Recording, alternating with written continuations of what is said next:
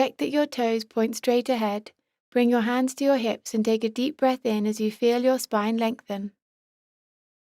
Exhale, soften your knees, draw your abs in and fold forward from the hip joints with a flat back.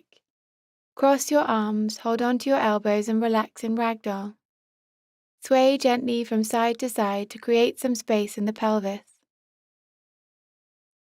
And settle into stillness.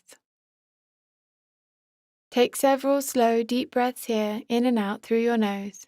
Be careful not to force the stretch in the backs of your legs. Bend your knees as much as you need to allow your spine to fully release.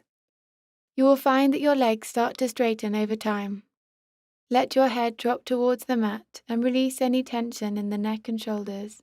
Sink deeper into the pose and allow your torso to lengthen with every breath.